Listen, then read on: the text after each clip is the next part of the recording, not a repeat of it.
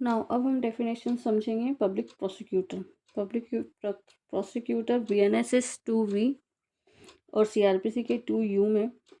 तो लोक अभियोजक से धारा 18 के अधीन नियुक्त कोई व्यक्ति, इसके अंतर्गत लोक अभियोजक के निर्देश के अधीन कार्य करने वाला कोई व्यक्ति भी है। इसमें क्या है, धारा 18 में जो व्यक्ति नियुक्त किया गया है वह लोक अभियोजक है, पब्लिक प्रोसिक्यूटर है, और उसके निर्देश के अधीन कार्य करने वाला कोई व्यक्ति है वो भी पब्लिक प्रोसिक्यूटर है। नेक्स्ट है सब क्लोज। अपनी डेफिनेशंस क्लोज है W, उपखंड। उपखंड से किसी जिले का उपखंड अभिप्रेत है। Sub divisional of a district. Next है समन केस। समन केस क्या होते हैं? समन केस सीआरपीसी W में और बीएनएसएस के X में। समन केस से मामला ऐसा मामला अभिप्रेत है जो किसी अपराध से संबंधित है और जो वारंट मामला नहीं है। समन केस से हम नॉर्मल समझ सकते हैं कि जो 2 साल से कम के अपराध से दंडनीय जो मामला है, 2 साल से कम से दंडनीय जो मामला है वो समन मामले में आएगा। नेक्स्ट है विक्टिम। विक्टिम वहाँ सीआरपीसी WA में था, यहाँ पर विक्टिम Y में है। विक्टिम से ऐसा व्यक्ति अभिप्रेत है जिसे अभियुक्त के कार्य या लोभ के कारण कोई हानि या क्षति हुई है। इसके अंतर्गत पीड़ित का संरक्षक और उसका विधिक वारिस भी है। ऐसा कोई व्यक्ति जिसे अभियुक्त के या तो किसी एक्ट से या किसी ओमिशन से या तो कोई लॉस हुआ है या कोई इंजरी हुई है, वो पीड़ित कहा जाएगा। और पीड़ित में और कौन कौन शामिल हो सकेंगे? तो उसके संरक्षक, गार्जियन और उसके विधिक वारिस, उसके लीगल हायर्स भी इसमें शामिल होंगे। नेक्स्ट है वारंट मामला। वारंट मामला किसे कहेंगे? तो वारंट मामले से ऐसा मामला अभिप्रेत है जो मृत्यु, आजीवन कारावास या 2 वर्ष से अधिक अवधि के कारावास से दंडनीय किसी अपराध से संबंधित है।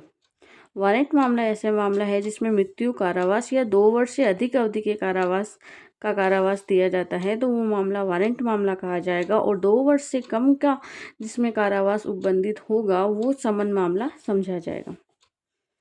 अब इसका सब क्लोज 2 है कि अगर कोई ऐसे वर्ड्स हैं जो यहाँ डिफाइन नहीं है तो उसे हम कहाँ से लेंगे? तो इसमें बता रखा है कि जो यहाँ डिफाइन नहीं है वो अगर आईटी एक्ट में है, आईटी एक्ट 2000 का अधिनियम संख्यांक 2 और भारतीय न्याय संहिता 2023 में अगर वो परिभाषित है तो उसका अर्थ हम वहीं से लेंगे। धारा 3, सेक्शन 3, निर्देशों का अर्थ लगाना।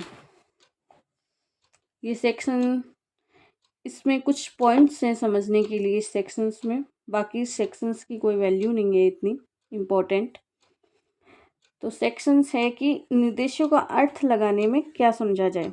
इसमें ये है कि अगर कहीं मजिस्ट्रेट शब्द आपको दे रखा है और जो किसी बिना विशेषण शब्दों के दे रखा है तो उन मजिस्ट्रेट शब्द से प्रथम न्यायिक मजिस्ट्रेट या द्वितीय न्यायिक मजिस्ट्रेट ही समझा जाएगा। मजिस्ट्रेट शब्द से प्रथम न्यायिक मजिस्ट्रेट और द्वितीय न्यायिक मजिस्ट्रेट समझा जाएगा। अब यहाँ मजिस्ट्रेट के कार्य बताए हुए हैं।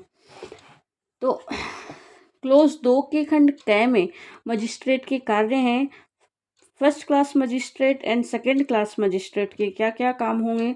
तो साक्ष्य का मूल्यांकन करना, छानबीन करना, ऐसा कोई विनिश्चय करना जिसमें कि किसी व्यक्ति को दंड या शास्ति दी जा सके, या अन्वेषण करना है, जांच विचारण लंबित रखना है या लंबित रखने तक उसे निरोध में डालना है, ये सभी, या उसे किसी अन्य न्यायालय के समक्ष विचारण के लिए भेजना है, ये सभी काम किसके द्वारा किए जाएंगे?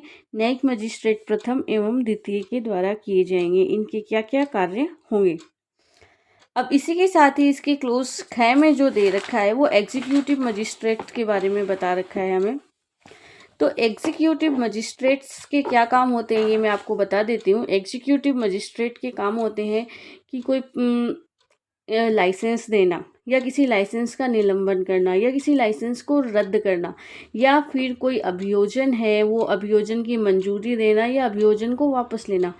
ये सारे काम कार्यपालक मजिस्ट्रेट के हैं जो इसके क्लोज 2 में बताए गए। नाउ अब हम नेक्स्ट इसके सेक्शंस पढ़ते हैं।